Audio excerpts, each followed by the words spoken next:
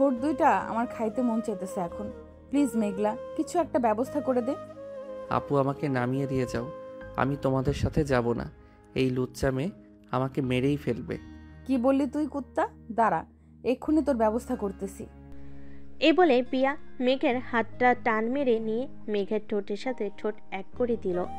এইদিকে মেঘলা কি করবে বুঝতে পারছে না। প্রায় 5 মিনিট পর পিয়া মেঘকে ছেড়ে দিল।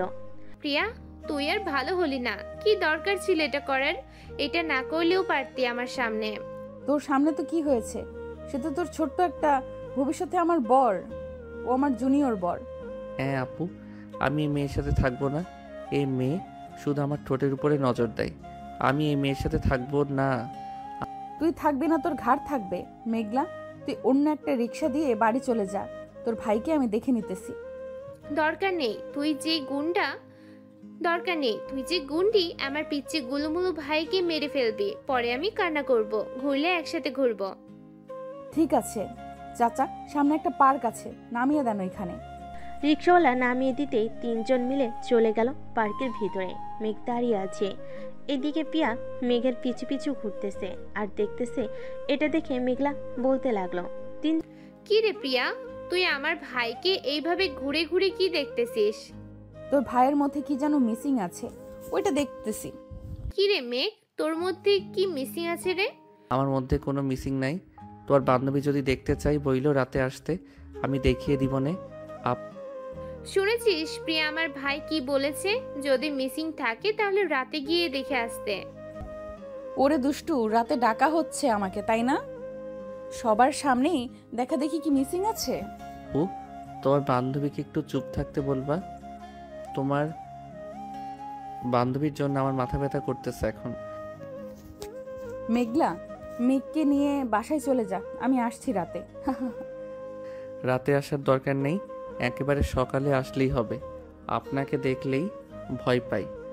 আমি বাঘ নাকি ভাল্লুক যে আমাকে ভয় পাবি?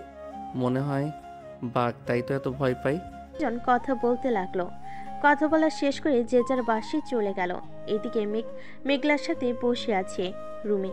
এমন সময় মেঘলা বলতে লাগলো, কি রে মেঘ, প্রিয়াকে কি তোর পছন্দ হয়েছে? না আপু, ওর মতো ডাইনিকে পছন্দ আমি করবো না। প্লিজ তুমি কালকে তাকে আসতে মানা করো। আবার আইসা কি জানি কি করে আমার সাথে।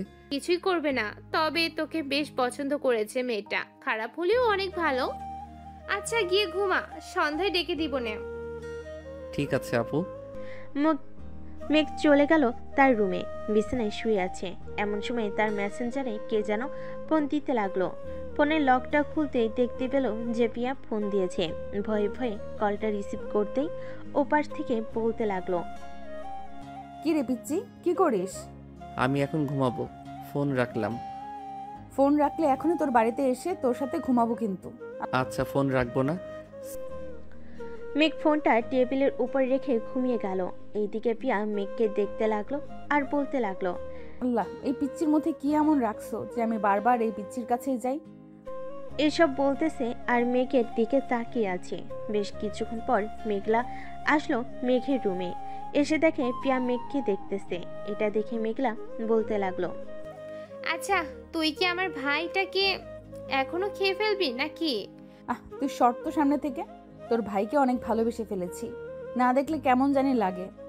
আচ্ছা এখন ফোনটা রেখে আমাদের বাসায় চলে আয়। ঠিক আছে, আসতেছি এখন। পিয়া ফোনটা রেখে দিয়ে চলে আসলো মেঘলাদের বাসায়। কলিং বেল দিতেই মেঘলা এসে দরজা খুলে দিল। দুজন বসে আছে সোফায়। এমন সময় মেঘলার আম্মু আসলো আর বলতে লাগলো, মেঘলা, এটা কে রে? আম্মু, এটাই সেই মেয়ে তোমার ছেলেকে পছন্দ করে। তোমার পছন্দ হয়েছে তো? পছন্দ হবে না কেন? সবকিছুই তো ঠিকঠাক আছে। কিন্তু আম্মু, প্রিয়া তো মেঘের থেকে 5 বছরের বড়। সমাজ তো জানোই কি বলে। মেঘলা, আমি সমাজকে মানি না, কারণ মেঘ আর প্রিয়া সংসার করবে। এই সমাজ তো এসে তাদের সাথে সংসার করবে না, তাই না? তা ঠিক বলেছ। প্রিয়া, ওই রুমে মেঘ আছে, তুই যা। পিয়া চলে গেল মেঘের রুমে। গিয়ে দেখে মেঘ ঘুমাচ্ছে এখনো। পিয়া দরজাটা লাগিয়ে দিয়ে মেঘকে জড়িয়ে ধরে শুয়ে পড়ল। এইদিকে মেঘ ঘুমের মধ্যে পিয়াকে জড়িয়ে ধরে বলতেছে, সিনিয়র আপুর ভালোবাসা অন্যরকম। সব সময় আদর আর আদর পাবো। আহ কি শান্তি না লাগবে। ও আচ্ছা, পিচ্চি ছেলের মাথায় এই বুদ্ধি ঘুরতেছে। এখন ঘুমাও, ঘুম থেকে উঠলে আদর করব তোমাকে আবার। এই বলে পিয়াও মেঘকে জড়িয়ে ধরে ঘুমিয়ে পড়ল। সন্ধ্যা 7টায় মেঘের ঘুম ভাঙতেই দেখতে পেল পিয়া চিৎপাটাং হয়ে ঘুমিয়ে আছে। এটা দেখে মেঘ আস্তে আস্তে পিয়ার ঠোঁটের সাথে তার ঠোঁট যে এক করতে যাবে, এমন সময় পিয়ার ঘুমটা ভেঙে গেল। মেঘকে ধাক্কা দিয়ে ফেলে দিল নিচে। ও মা গো, আমাকে বাঁচাও গো। এই চুপ চুপ, সরি, আমি বুঝতে পারি নাই তুই যে ছিলি। আমি ভাবছিলাম অন্য কেউ। আয় আমার কাছে, আয়, যত পারিস চুমু খা, কিছুই বলবো না, তবুও কান্না করিস না। আচ্ছা, কান্না করব না, তবে চুমু খাওয়ার সময় কিন্তু কামড় দিবে না। আমি যত পারি কামড় দিব। ঠিক আছে, কামড় দিস, তবে আস্তে কামড় দিবি, এই বলে দিলাম। মেঘ আস্তে আস্তে পিয়ার ঠোঁটের সাথে তার ঠোঁটটা এক করে চুষতে লাগলো। আস্তে আস্তে চুষতে এসে আর কামড় দিতেছে। বেশ কিছুক্ষণ পর মেঘ জোরে একটা কামড়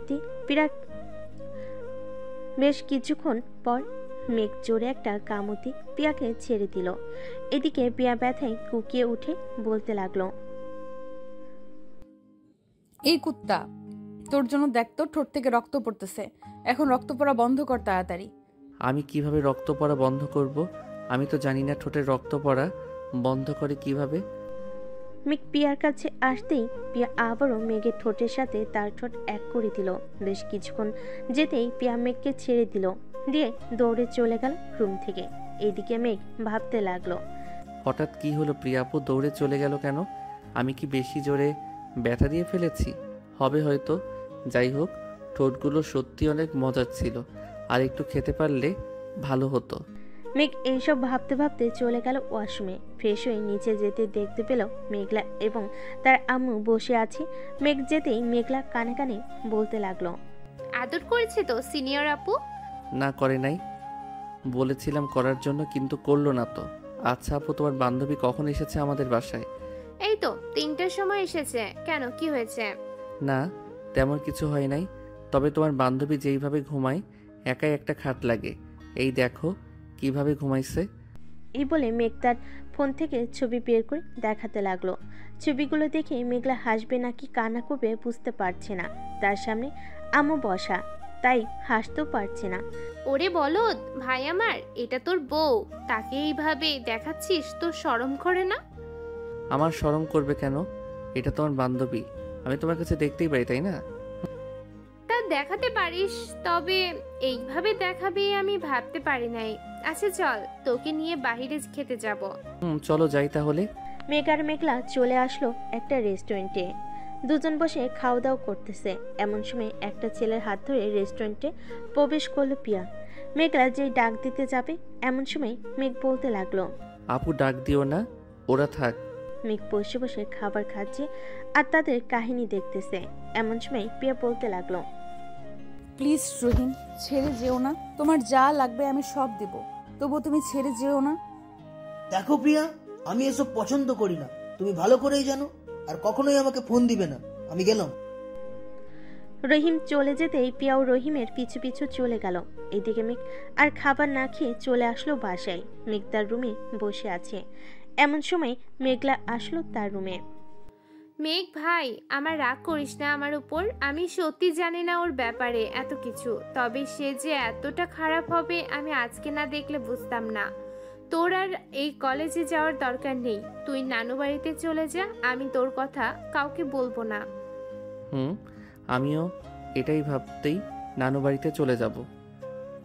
তুমি আম্মুকে একটু রাজি করাও আপু, আমার এখানে একটু ভালো লাগতেছে না। আচ্ছা তুই ঘুমা, আমি আম্মুর সাথে কথা বলতেছি, আর প্রিয়াকেও ফোন দিয়ে বলে দিতেছি যে কালকে কলেজে যাব না। আমি আর তুই কোনো একটা বাহানা দেখাবো, তাহলেই হবে। আপু এটাই করো, যাও তাহলে এখন। মেঘলা চলে গেল নিচে। গিয়ে দেখে তার মা বসে সিরিয়াল দেখতেছে। আম্মু, তোমার সাথে কিছু কথা আছে। বল, কি কথা বলবি? আম্মু, মেঘকে নানু বাড়ির কলেজে ভর্তি করিয়ে দাও, এইখানে নাকি তার ভালো লাগতেছে না। হঠাৎ কি হয়েছে তার? এইখানে ভালো লাগতেছে না কেন? জানি না আম্মু, তুমি প্লিজ মেঘকে নানু বাড়িতে পাঠিয়ে দাও, মেঘ যেতে রাজি আছে। আচ্ছা, দুই বোন আমার কাছে কিছু লুকাচ্ছিস না তো?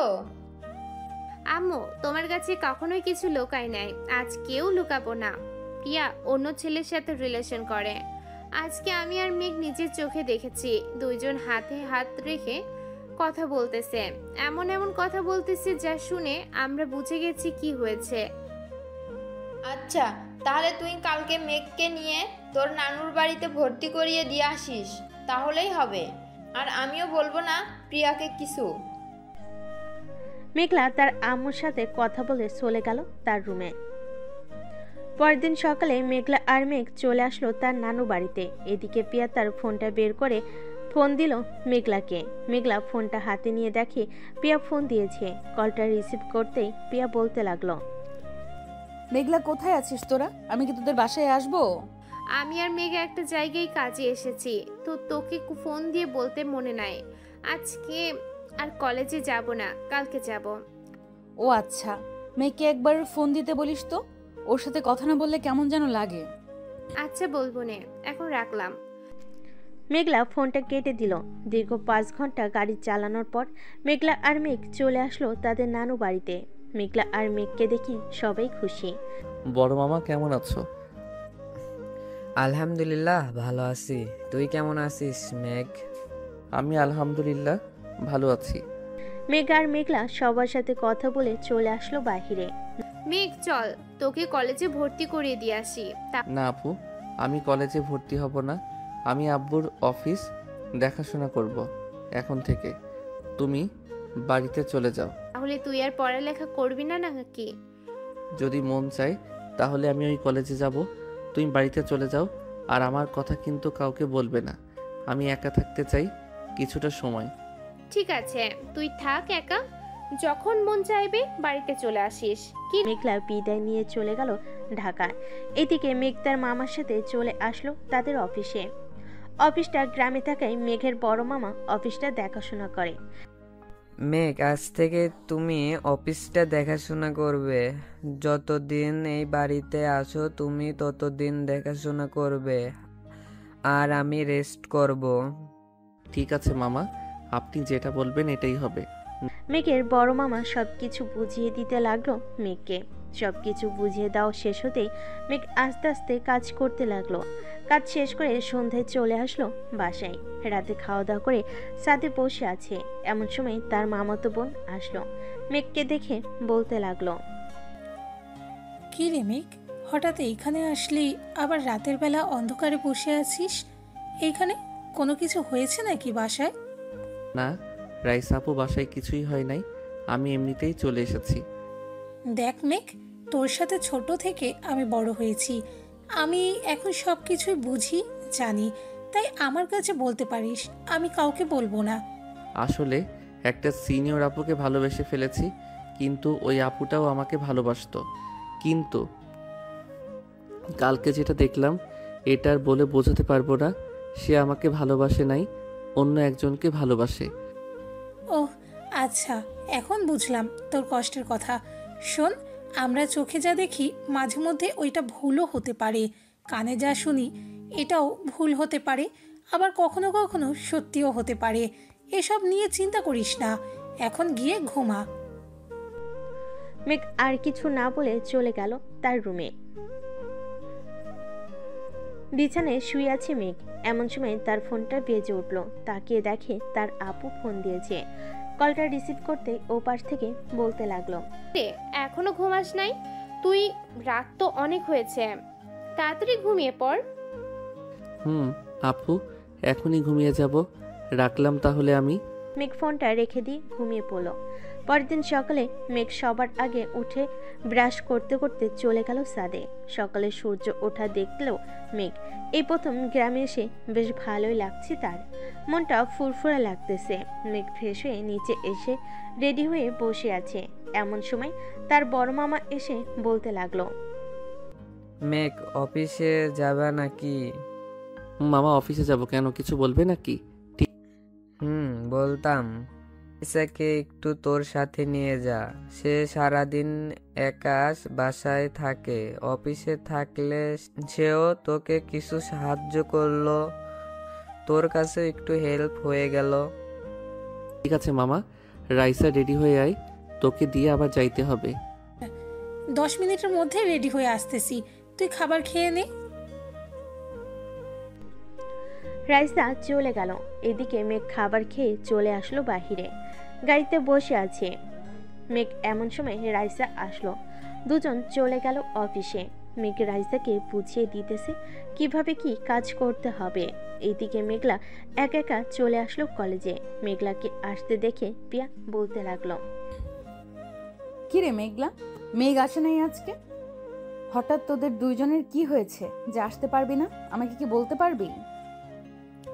আরে তেমন কিছু নাই, আব্বু একটু অসুস্থ তো, তাই আর কি, আব্বুর সাথে সেবা যত্ন করতে হবে, তাই একটু বেশি আসতে পারবো না কলেজে।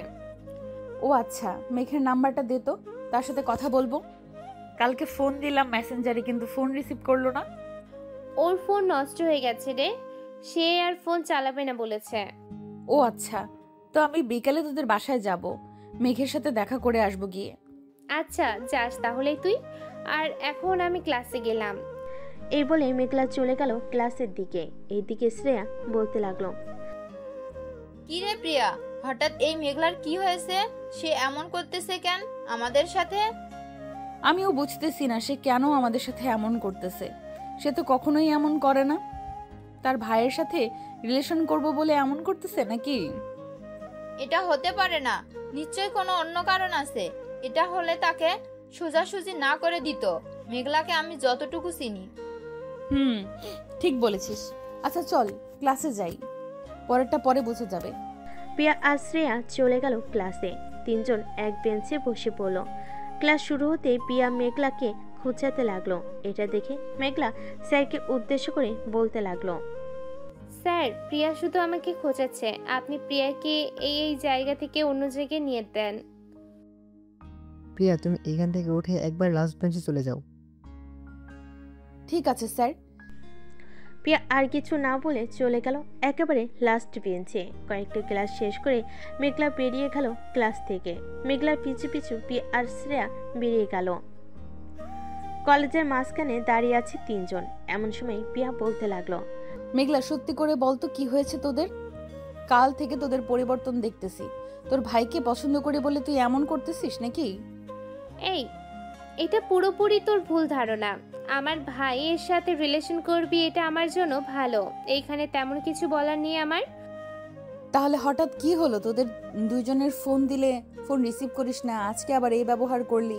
কিছু তো একটা হয়েছে, আমাকে বল সত্যি করে। আমার সময় নেই, আমাকে বাসায় যেতে হবে, আমার রাস্তা থেকে সর। এই বলে মেঘলা পিয়াকে পাশ কাটিয়ে চলে আসলো বাসায়। কলিং বেল দিতে তার আম্মু এসে দরজা খুলে দিল। কি রে, কি হয়েছে? তোকে দেখে এত রাগান্বিত মনে হচ্ছে কেন? আর বলো না, কলেজে গিয়েছিলে, আমাকে ধরেছে প্রিয়া, তার সাথে খারাপ ব্যবহার করে চলে এসেছি ওইখান থেকে। ভালো করেছিস, যা ফ্রেশ হয়ে আয়, খাবার দিতেছি টেবিলে। আমি এখন কিছুই খাবো না আম্মু, আমি ঘুমাতে গেলাম, সন্ধ্যায় ডেকে দিও। এই বলে মেঘলা চলে গেল তার রুমে। এদিকে পিয়া শিমুল গাছের নিচে বসে কান্না করতেছে। শ্রেয়া কিছুতেই শান্ত করতে পারছে না পিয়াকে। আচ্ছা প্রিয়া, তুই কালকে এমন কোনো কাজ করেছিস যে ওইটা দেখে ওরা দুজন তোর সাথে এমন করেছে? আমি তো এমন কোনো কাজই করি নাই। তবে সন্ধ্যায় রহিমকে নিয়ে রেস্টুরেন্টে গিয়েছিলাম। তুই তো জানিস আমার চাচাতো বোনের সাথে রহিমের সম্পর্ক। এখন তারা দুজন প্রতিদিন ঝগড়া করে, পরে আমাকে সব ঠিক করতে হয়। দেখ, ওরা কালকে ওই দেখেছে নাকি? ওইটা দেখে তোকে এসব বলতেছে? আমাকে ওই রেস্টুরেন্টে যেতে হবে, দেখি যদি সিসি ক্যামেরায় দেখতে পারি কোনো কিছু, তাহলে বুঝতে পারবো। চল আমরা এখনই যাই। এই বলে শ্রেয়া আর পিয়া চলে গেল ওই রেস্টুরেন্টে। গিয়ে ম্যানেজারের সাথে কথা বলে সিসি ক্যামেরার ফুটেজ দেখতে লাগলো কালকে সন্ধ্যার। আমি যেটা আন্দাজ করেছিলাম ঠিক এটাই হয়েছে। ওই দেখ, মেঘার মেঘলা খাবার খাচ্ছে, তুই রহিমের হাত ধরেছিলি, তাই ওরা তোকে ভুল বুঝেছে। এখন কি করব শ্রেয়া? আমি মেঘকে ছাড়া এক মুহূর্তও থাকতে পারতেছি না এখানে। প্লিজ তুই কিছু একটা কর। আজ সন্ধ্যায় আমি আর তুই মেঘদের বাসায় যাব। আন্টিকে বুঝিয়ে বললে আন্টি সবকিছুই বুঝবে। চল এখন বাসায় চলে যাই। এ বলে দুজন চলে গেল যার যার বাসায়। সন্ধ্যায় মেঘলা ঘুম থেকে উঠে চা খাচ্ছে, সোফায় বসে আর টিভি দেখতেছে। এমন সময় কলিং বেল বেজে উঠল। মেঘলা গিয়ে দরজা খুলতেই দেখতে পেল শ্রেয়া আর পিয়া দাঁড়িয়ে আছে। তাদের দেখে বলতে লাগলো, তোরা আমাকে না জানিয়ে আমার বাসায় এসেছিস কেন? দেখ মেঘলা, আমি বুঝতে পেরেছি তুই আর মেঘ আমার সাথে খারাপ ব্যবহার করতেছিস কেন। কালকে রেস্টুরেন্টে যেটা দেখেছিস এটা একটা ভুল। দেখ প্রিয়া, আমি রিলেশন করি না বলে আমাকে কিছু বোঝাতে আসিস না। আমি সব কিছুই বুঝি। সব জেনে শুনে আমি আমার ভাইকে কখনোই তোর হাতে তুলে দিব না। তুই অন্যজনের সাথে রিলেশন করিস এটা আমাকে আগে বললেই হতো। আমি মেঘকে বারণ করে দিতাম তোর সাথে যাতে কথা না বলে। মাঝখান দিয়ে তুই আমার অবুঝ ভাইটাকে কষ্ট দিলি। আমি যা বলতেছি সব সত্যি বলতেছি মেঘলা, তুই বিশ্বাস না করলে আমার সাথে চল, তোকে দেখাবো সবকিছুই। আমাকে দেখাতে হবে না কিছুই। প্লিজ তোরা এই বাড়িতে আর কখনোই আসিস না বা আমাদের সাথে যোগাযোগও করিস না। মেঘলা, এখন কিন্তু খারাপ হয়ে যাচ্ছে। আমরা তোর বান্ধবী, আমাদেরকে এইভাবে অপমান করতে পারিস না। করার দরকার আছে তাই করতেছি, তোরা চলে যা এখান থেকে। এই বলে মেঘলা দরজাটা লাগিয়ে দিল। এদিকে পিয়া আর শ্রেয়া চলে গেল তাদের বাসায়। 2 মাস পর পিয়া পুরোপুরিভাবে চেঞ্জ হয়ে গেছে। কারোর সাথে প্রয়োজন ছাড়া কথা বলে না, কলেজেও চায় না, চোখের নিচে কালি পড়ে গেছে। এইদিকে মেঘ পিয়াকেও ভুলতে শুরু করে দিয়েছে। মেঘ তার নানু বাড়ি থেকে আজকে তাদের নিজের বাসায় যাচ্ছে। বিকেলে চলে আসলো মেঘ তাদের বাসায়, রুমে বসে আছে। এমন সময় মেঘলা আসলো। কি রে মেঘ, নানু বাড়িতে গিয়ে দেখি পুরাই চেঞ্জ হয়ে আসলি। চল আজকে একটু ঘুরতে যাব বাড়িতে, ঘরে আর ভালো লাগতেছে না। কেন, তোর বান্ধবীরা কোথায়? তাদের সাথে ঘুরতে যাও না নাকি?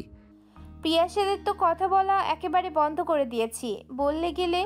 বলতে গেলে বোঝা যায় সে আমার ভাইকে ঠকাবে, আমি তাকে ছেড়ে দিব নাকি? এই না হলে আমার সিনিয়র বোন। এখন চলো যাই তাহলে। মেঘ আর মেঘলা একটা রিক্সা নিয়ে চলে আসলো পার্কে। দুজন বসে আছে। এমন সময় মেঘ দেখতে পেল সেই ছেলেটা অন্য একটা মেয়ে নিয়ে বসে আছে। এটা দেখে মেঘ বলতে লাগলো, আপু, ওই দেখো ছেলেটা, আমরা যাকে প্রিয়ার সাথে রেস্টুরেন্টে দেখেছিলাম, এখন তো দেখি সে অন্য একটা মেয়ে নিয়ে বসে আছে। চল তো আমার সাথে ওইখানে যাই, এরপর ভালোভাবে জিজ্ঞেস করব সে কেন প্রিয়াকে ছেড়ে দিয়ে এইখানে অন্য মেয়ে নিয়ে বসে আছে কেন। চলো। এই বলে মেঘ আর মেঘলা চলে গেল রহিমের কাছে।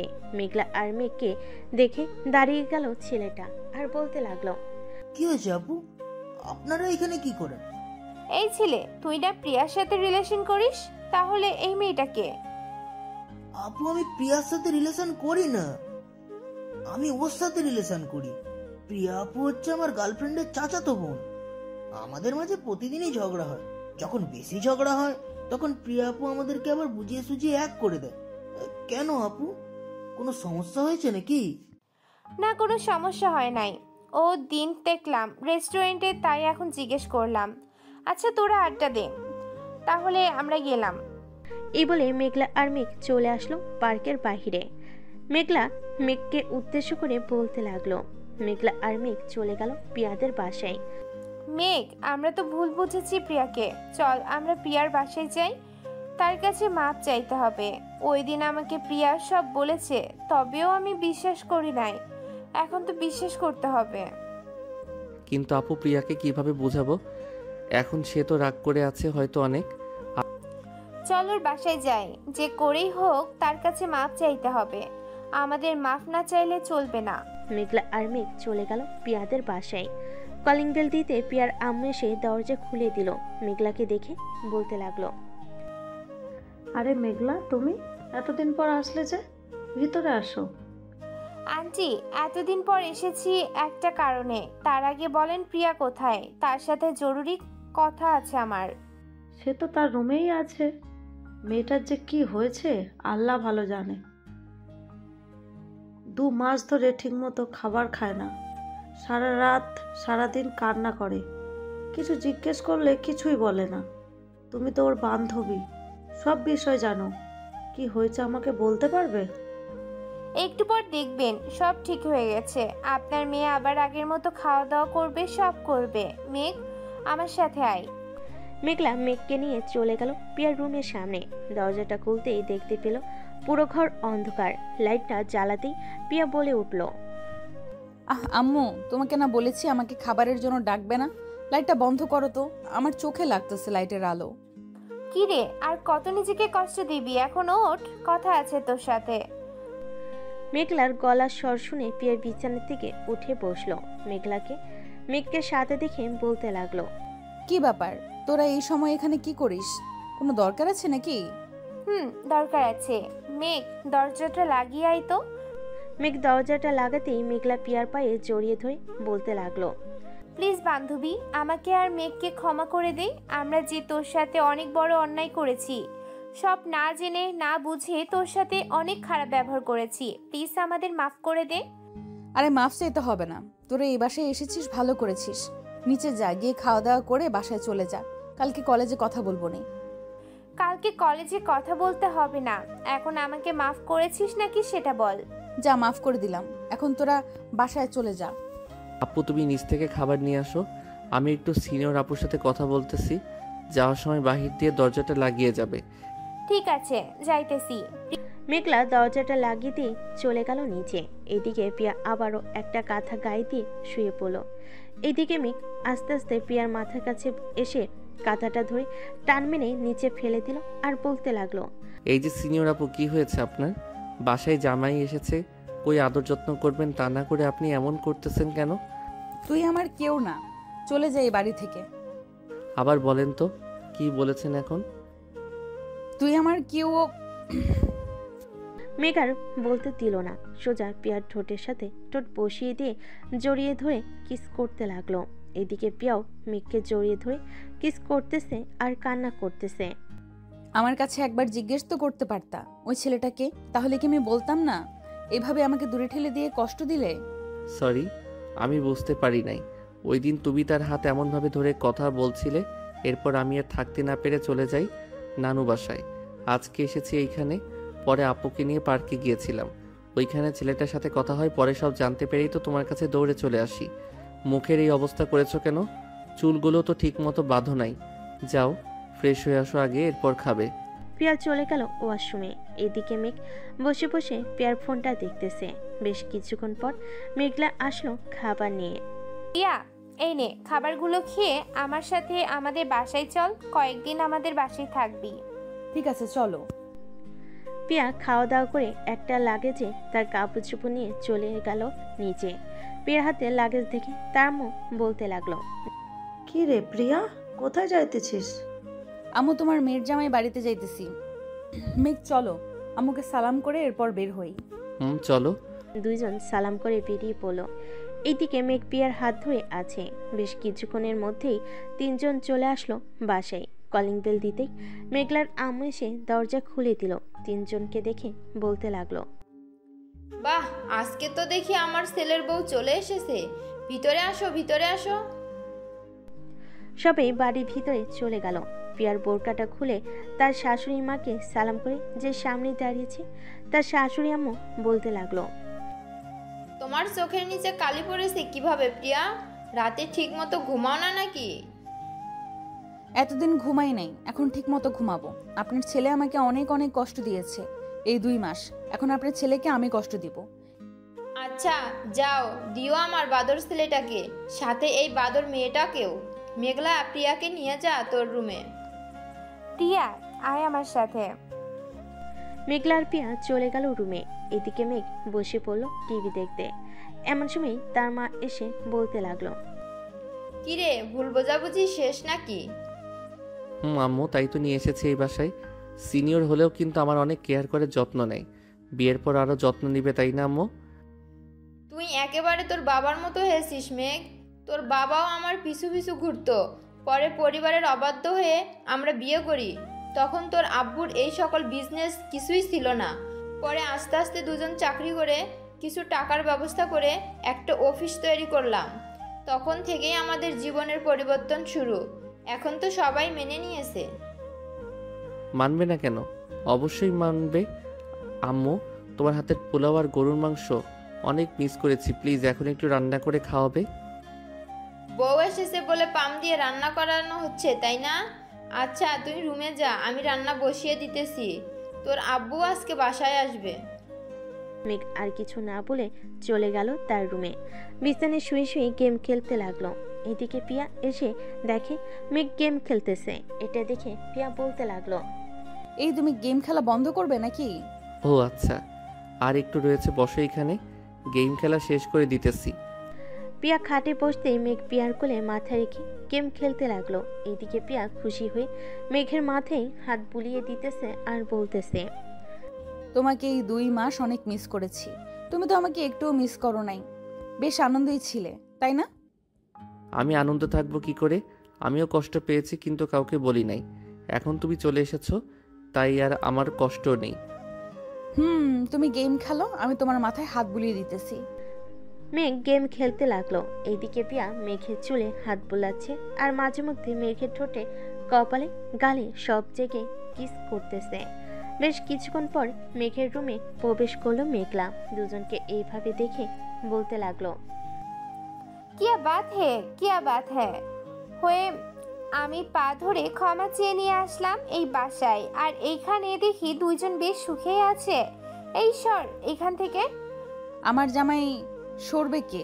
চুপচাপ এখানে বসে থাক তুই। কিছু বলার থাকলে বল, আর না বলার থাকলে চলে যা।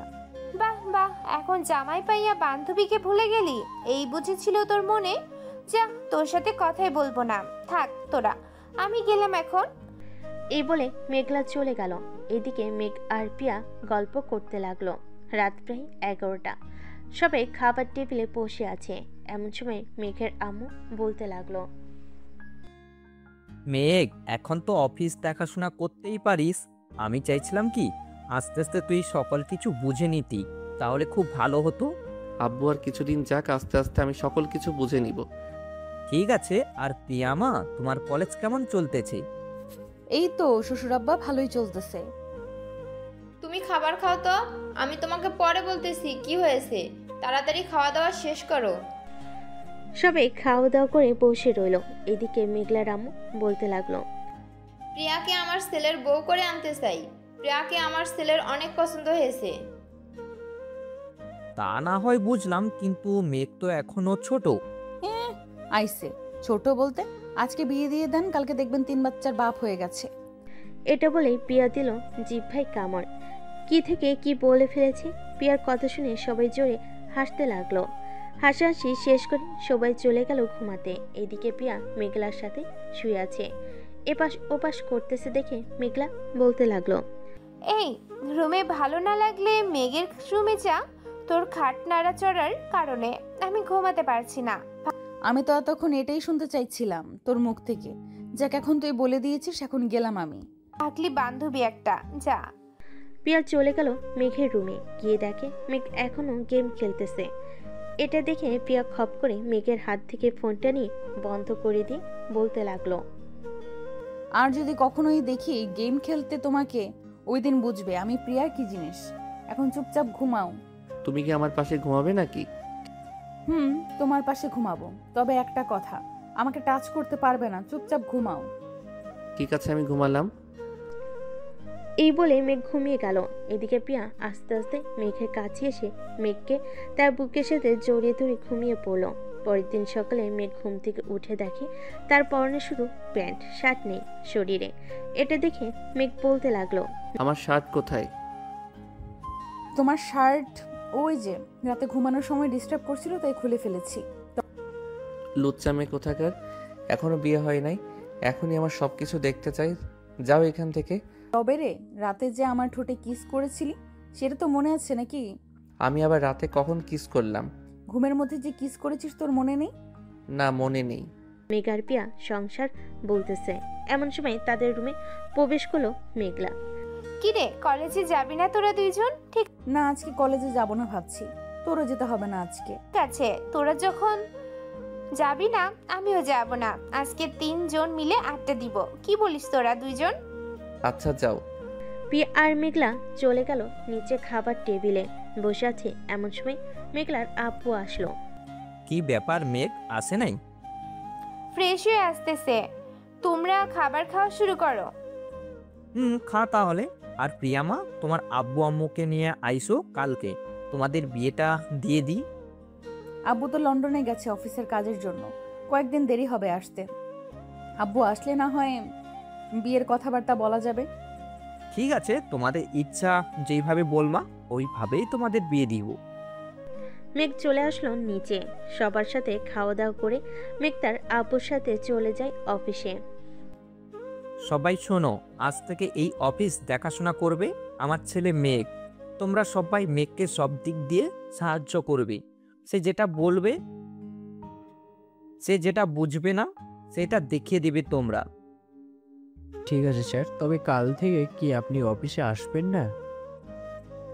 আমি তো অফিসে আসবো, যতদিন মেঘ না বুঝবে সব কিছু ততদিন আমাকে অফিসে আসতে হবে।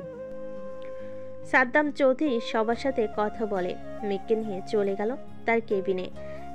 এক এক করে সকল কিছু বুঝিয়ে দিতেছে। বেশ কিছুক্ষণ বোঝানোর পর মেঘ সকল কিছু বুঝে গেল।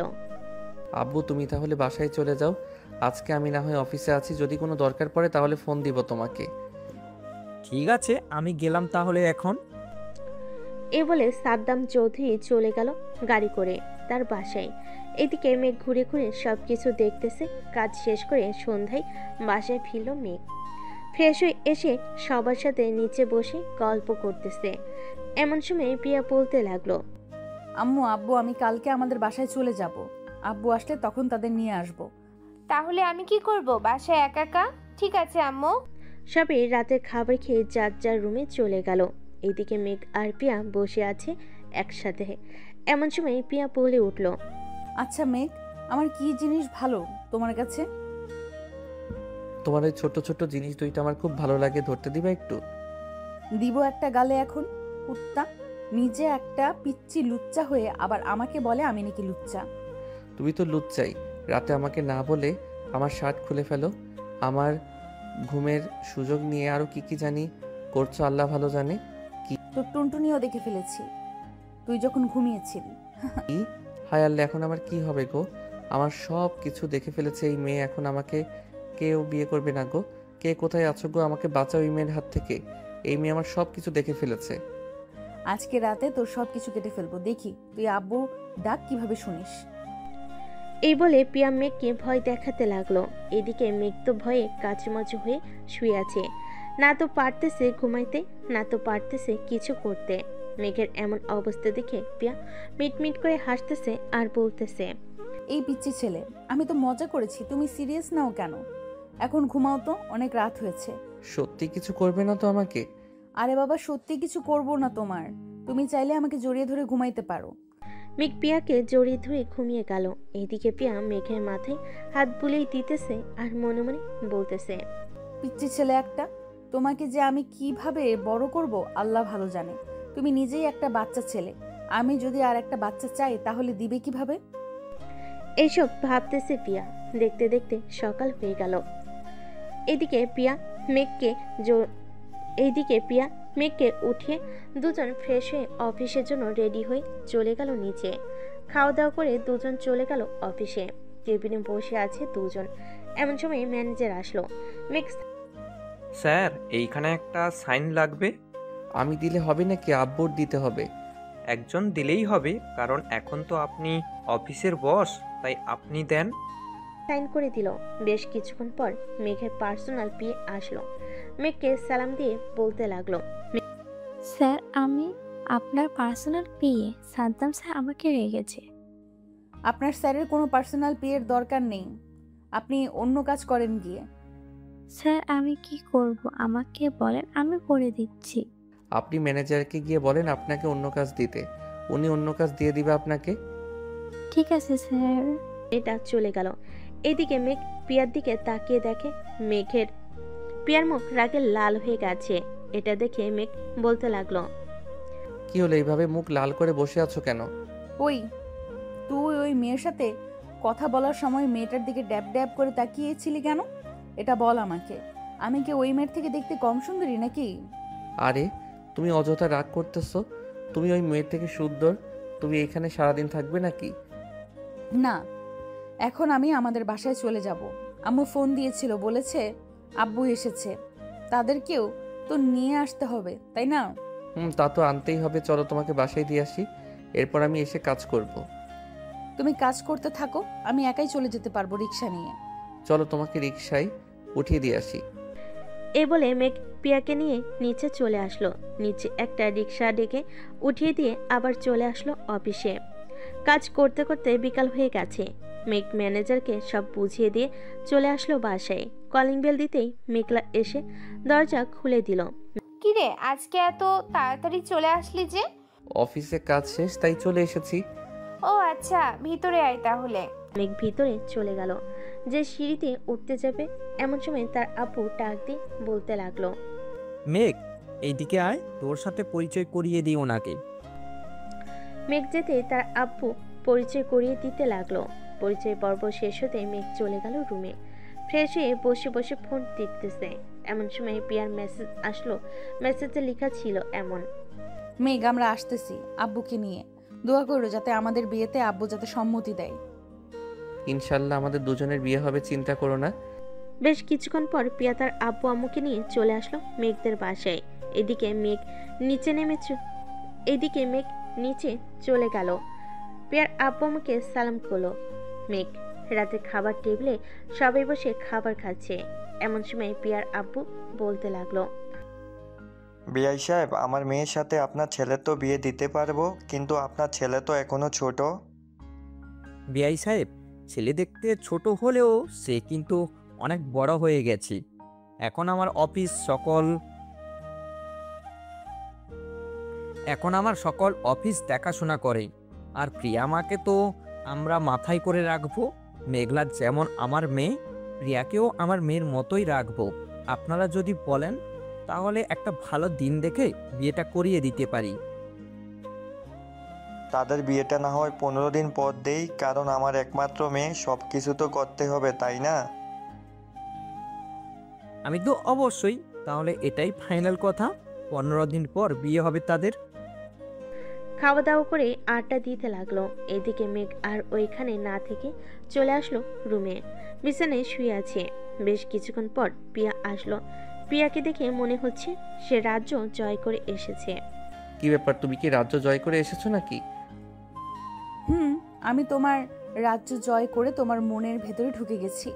এখন শুধু তোমার মনটা নিতে পারলেই চলবে। তুমি আমার দেহ পাবে, কিন্তু আমার মন পাবে না কখনোই। তোমার মন নিয়ে আমার দরকার নেই, আমার তো দেহ দরকার। এই বলে পিয়া মেঘকে জড়িয়ে ধরলো। রাতে দুজনকে জড়িয়ে ধরে ঘুমিয়ে পড়লো। পরের দিন থেকে শুরু হলো বাড়ি সাজানো। সাদ্দাম চৌধুরী যেভাবে বলেছে সেইভাবে সাজাচ্ছে সবাই। পুরো বাড়িতে লাইটিং করা হয়েছে। রাতে লাইট জ্বালাতেই বোঝা যাচ্ছে কেমন সুন্দর বাড়িটা। দেখতে দেখতে কেটে গেল এক সপ্তাহ। সকাল কিছুই কেনাকাটা শেষ। রাতে খাবার টেবিলে বসে আছে সবাই। এমন সময় মেঘলার আম্মু বলতে লাগলো, মেঘ, কালকে গিয়ে শাড়ি আর পাঞ্জাবি কিনে আনিস তোদের পছন্দ মতো। ঠিক আছে আম্মু। খাওয়া দাওয়া শেষ করে চলে গেল রুমে। বেশ কিছুক্ষণ পর পিয়া প্রবেশ করলো মেঘের রুমে। মেঘ এক নজরে তাকিয়েছে পিয়ার ঠোঁটের দিকে। পিয়া এই বিষয়টাও বুঝতে পেরে চলে যায়। মেঘের কাছে কানে কানে বলতে লাগলো, কিস করবে নাকি? মেঘ মাথাটা নাড়িয়ে হ্যাঁ বলল। এটা দেখে পিয়া আস্তে আস্তে তার ঠোঁট জোড়া মেঘের ঠোঁটের সাথে লাগিয়ে দিল। দেখতে দেখতে রাত পার হয়ে সকাল হয়ে গেল। সকালে খাওয়া দাওয়া শেষ করে মেঘ আর পিয়া তাদের বিয়ের জন্য শাড়ি আর পাঞ্জাবি কিনে আনলো। দেখতে দেখতে কেটে গেল আরও 7 দিন। আজকে মেঘ আর পিয়ার বিয়ে। মেঘকে সাজিয়ে দিয়েছে তার সকল বন্ধু। মামা, অবশেষে কিনা তুই একটা গুন্ডি মেয়ে বিয়ে করতে চললি। বাসর রাতে যদি বেঁচে থাকিস তাহলে আমাকে ফোন দিস, আর বেঁচে না থাকলে আমি না হয় কাফনের কাপড় রেডি রাখবো। এসব কোনোটার দরকার নেই। প্রিয়া আগের থেকে অনেক ভালো হয়ে গেছে। এখন সব কিছুই বুঝে, কারোর সাথে ঝগড়া করে না। হইছে, বউয়ের প্রশংসা করতে হবে না। এখন চল, দেরি হয়ে যাইতেছে। পিয়াকে নিয়ে নিচে চলে আসলো বিয়ে বাড়িতে। গেটের সকল শালাশালীরা আটকে টাকা আদায় করে গেট খুলে দিল। মেঘকে নিয়ে সবাই চলে গেল স্টেজে।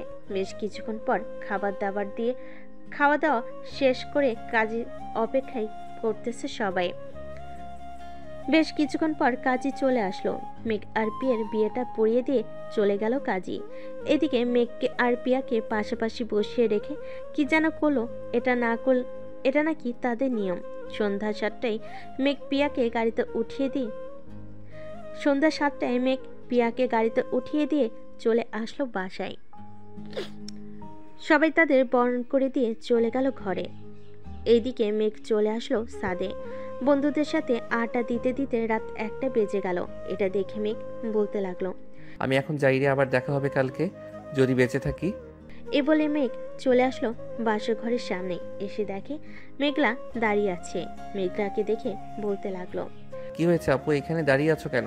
1 লক্ষ টাকা দিয়ে এরপর এইখান থেকে ঘুরে ঢুকবি, তা না হলে ঘরের চাবি পাবি না। এই নাও টাকা। মেঘ টাকা দিয়ে ঘরে ঢুকে পড়ল।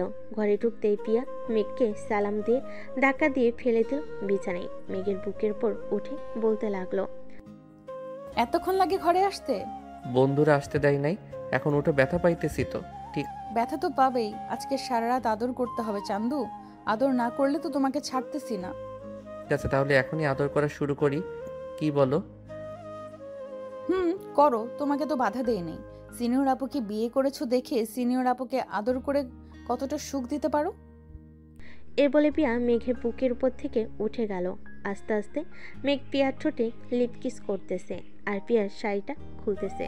লিপকিস করতে করতে শাড়িটা খুলে আস্তে আস্তে ব্লাউজের হুকগুলো খুলতে লাগলো। বাকিটা আপনার বুঝে নেন, আমি আর সামনে বাড়ালাম না। আজকের গল্পটা এখানেই সমাপ্ত করলাম। ধন্যবাদ সবাইকে।